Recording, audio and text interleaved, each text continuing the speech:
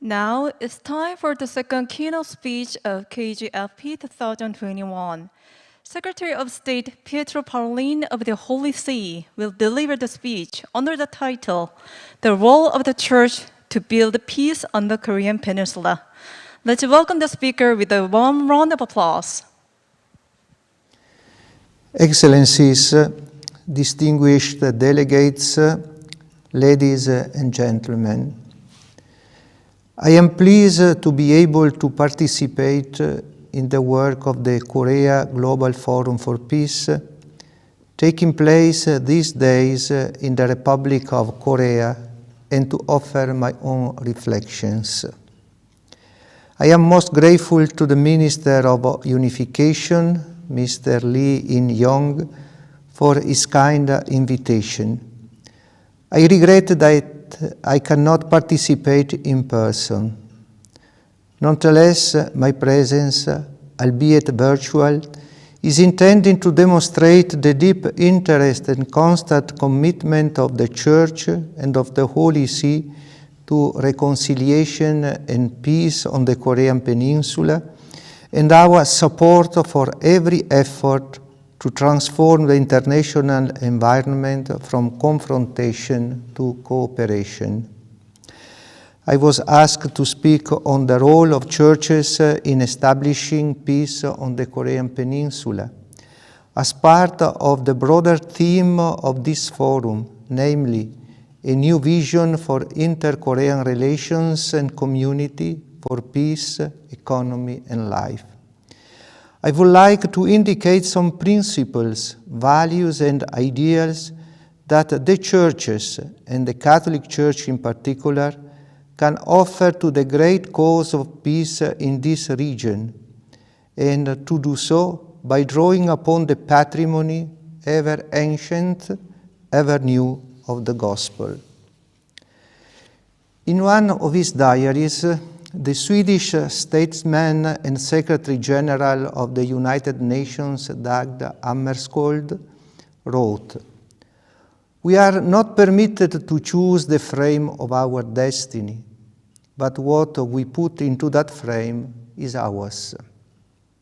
The image is evocative, an eloquent description of the life of the international community and the relationships between its members. There is, on the one hand, the frame, a specific social and cultural setting, and on the other, the dimension of human freedom, creativity, will, expectation, and achievements. One of the essential tasks entrusted to men and women, to our human freedom and creativity, is to create the conditions for an integral and solidary development of humanity. As Pope Paul VI put it, people must meet people, nations must meet nations as brothers and sisters, as children of God. As part of this mutual understanding and friendships in this sacred communion, we must also begin to work together to build the common future of the human race. The process of passing from words to deeds can be described with three verbs: to welcome, to accompany, and to listen. First, to welcome. In the Apostolic Exhortation Evangelii Gaudium, Pope Francis, in setting forth the program of his papacy, spoke of important aspects of welcoming, namely closeness, openness to dialogue, patience, and the kindness that does not condemn. The first step in truly welcoming others is drawing close to them, making space for them in our lives, being willing to share our joys and sorrow, and to build authentic relationship. The individualism of our postmodern and globalized era favors a lifestyle which weakens the development and stability of personal relationships.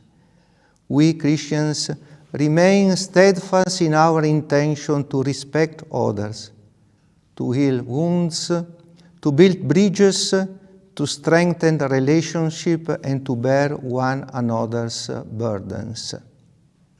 Second, to accompany. There can be no harmonious development of society in all its parts unless we implement shared strategies aimed at respect for human life and the progressive accompaniment of persons. Working together to achieve this goal requires devising policies and protocols of understanding grounded in concrete realities. As Pope Benedict XVI in his 2012 address to the diplomatic corps pointed out, the international community needs to become more creative in developing initiatives which promote this peace process and are respectful of the rights of each party. And finally, to listen. Listening involves consciously devoting part of our precious time and attention to carefully decoding the signals we are receiving. Some believe that listening is a sign of weakness or a waste of time.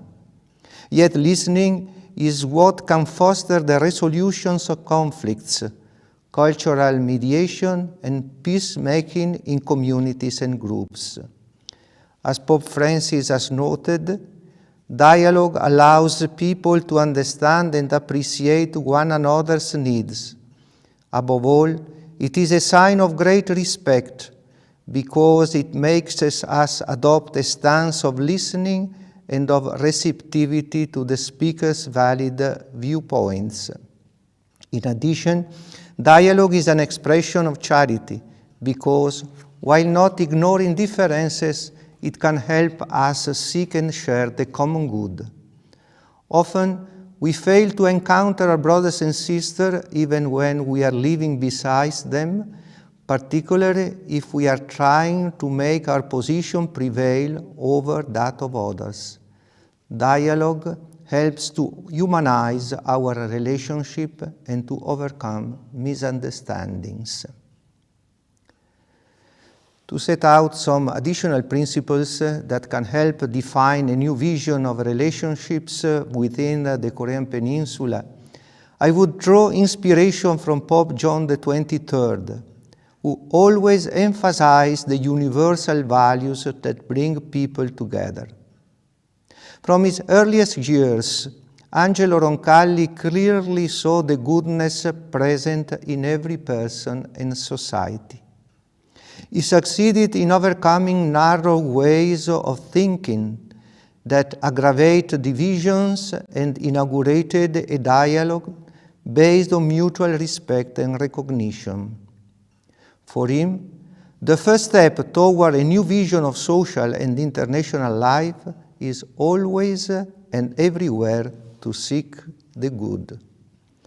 The correspondence between the highest aspirations of the human heart and the values of the gospel led Pope John XXIII to a second principle, which he was fond of repeating: seek first what unites rather than what divides. This is an imperative of charity, based on the fact that there are elements of good in every individual and in each community. Dialogue is grounded in this principle. It aims at acknowledging and enhancing the good present in others. In his opening address to the Second Vatican Ecumenical Council, Pope John XXIII expressed this conviction by proclaiming the fundamental unity of humanity. His teaching is particularly relevant at the present time, both within the Church and outside of it, in a world that tends ever more towards fragmentation, ever more to divide persons, groups, societies, and states, and to create tensions. Reciprocal trust, that trusting attitude that makes it possible to encounter others and to see them as they truly are. It is precisely this effort to seek first what we have in common and then to confront our differences and to strive to bring them together in a higher unity that can enable us to face and resolve the great problems of humanity today. John the 23rd may rightly be described as a man of encounter. And today too, the Holy See's diplomatic activity is at the service of encounter, for diplomacy is precisely the attempt to overcome all barriers and to come together to address the problems facing humanity today. Pope John's the 23rd ability to awaken human sympathy made it possible for him to enter immediately into relationship with everyone he met. Pope John the 23rd spared no effort to make world leaders understand the inestimable values of peace and the value of dialogue for bringing peoples of very different histories and traditions closer together. As we know now, his personal intervention helped the opposing parties in the Cuban Missile Crisis to resolve the dispute peacefully. The Christian tradition, and St. Augustine in particular, teach that the essential elements of peace are concord and, above all, order. As applied to world events and to individual human lives, peace can be described as an ordered concord, or, as St. Augustine himself liked to describe it, a tranquility of order. The Second Vatican Council's document on the Church in the modern world thus states that peace is more than the absence of war. It cannot be reduced to the maintenance of a balance of power between opposing forces, nor does it arise from out of despotic dominion, but it is appropriately called the effect of righteousness. It is the fruit of that right ordering of things with which the divine founder has invested human society. Peace cannot be achieved on earth unless people's welfare is safeguarded and people freely and in a spirit of mutual trust share with one another the riches of their minds and their talents. A firm determination to respect the dignity of others, individuals and peoples, along with the deliberate practice of friendliness, are absolutely necessary for the achievement of peace. Accordingly, peace is also the fruit of love, for love goes beyond what justice can achieve. We can say then that peace is the fruit not only of justice, but also of charity, the fruit of love.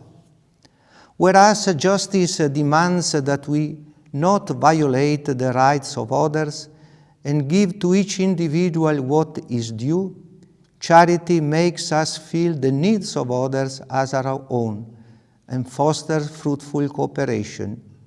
Otherwise, we will continue to build a negative peace, mere non-belligerence, or the absence of war. Peace, however, must ultimately be understood in positive terms as the promotion of those things that united us. We might say that peace is friendship. Here I would point to the richness of the Easter tradition, in which friendship represents one of the pillars of society. Friendship is forged by practicing benevolence. Even when there are reasons for hate, the individual endowed with this virtue will refrain from doing so. Benevolence, for its part, entails self-mastery and love for others. Seen in this light, benevolence implies relationship. The individual is not viewed in isolation, but always in relationship to other human beings. For that matter, the term benevolence cannot be limited to a single definition, but has a wide range of meanings, including a sense of our shared humanity, altruism, and friendship. Confucius summarized the meaning of benevolence by a famous aphorism found in the Analects. Do not do to others what you yourself do not desire. This is the Confucian Golden Rule. In reality, the Golden Rule has appeared in an earlier passage in which a disciple commented on a saying of the teacher in this way: the way of the teacher consists in acting with the utmost loyalty and not in imposing on others what you do not wish for yourself.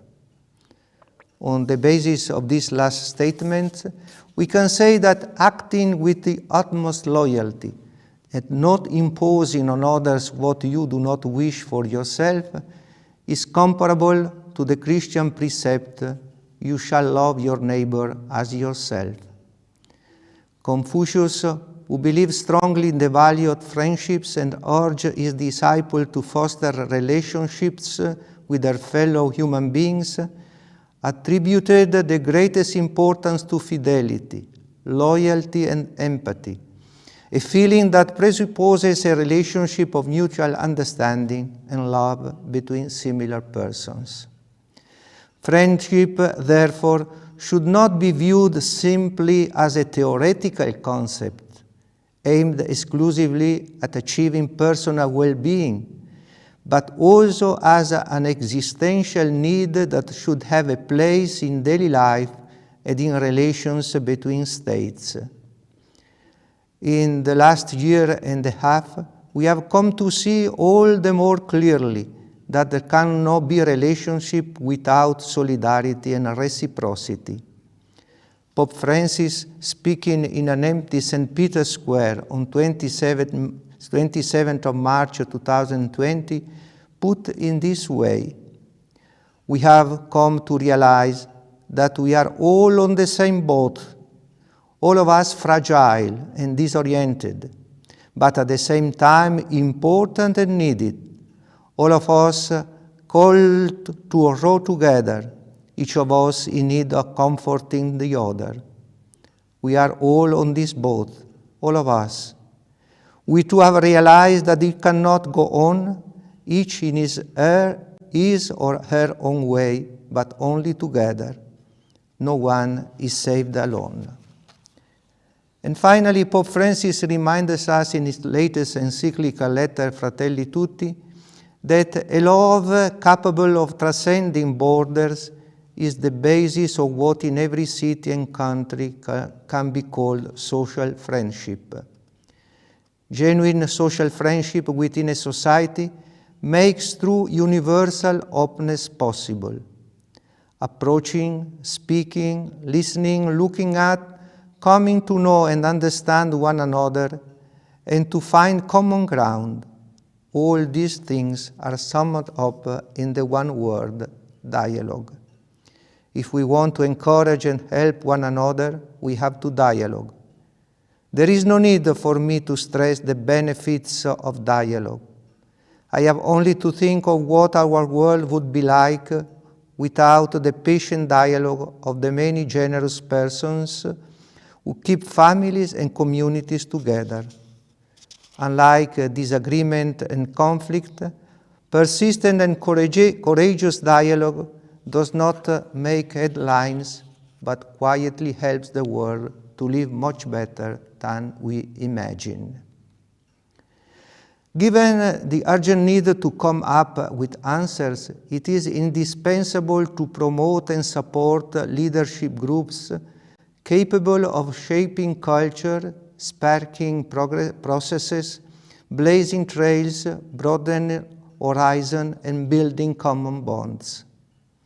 Often, given the complex and sometimes tense relationship within international community, it is not easy to perceive concrete results. In some cases, it takes years before some small degree of progress can be glimpsed. The observation of Pope Francis that I quoted above can contribute to the development of the new vision, which is the subject of the present meeting.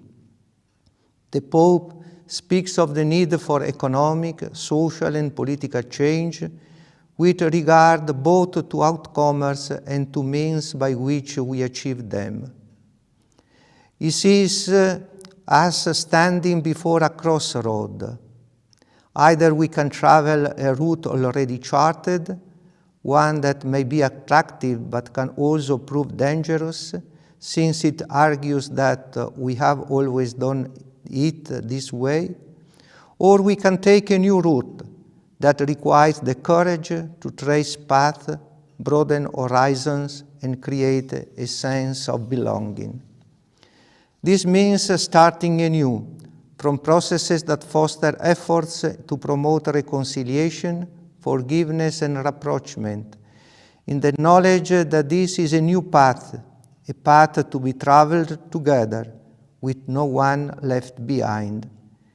It involves accepting new ways of approaching our familiar political and economic paradigms, and a new vision of interpersonal relationships. Indeed, the ability to build relationships is essential to the success of any plan or project, and we never work in splendid isolation, but always with and for others.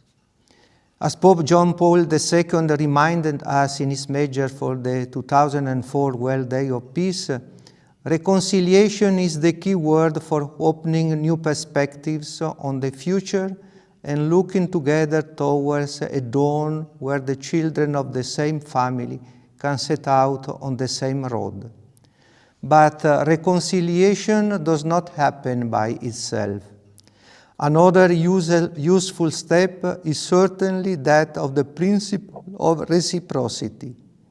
The two parties must agree to want to reconcile and agree to receive the forgiveness of the other. The Pope went on to insist that for the establishment of true peace in the world, justice must find its fulfillment in charity. Yet one does not arrive at the end of this road unless justice is complemented by love. Justice and love sometimes appear to be opposing forces. In fact, they are but two faces of a single reality, two dimensions of human life needing to be mutually integrated. For this reason, Pope John Paul II often reminded Christians and all persons of goodwill that forgiveness is needed for solving the problems of individuals and peoples. There is no peace without forgiveness.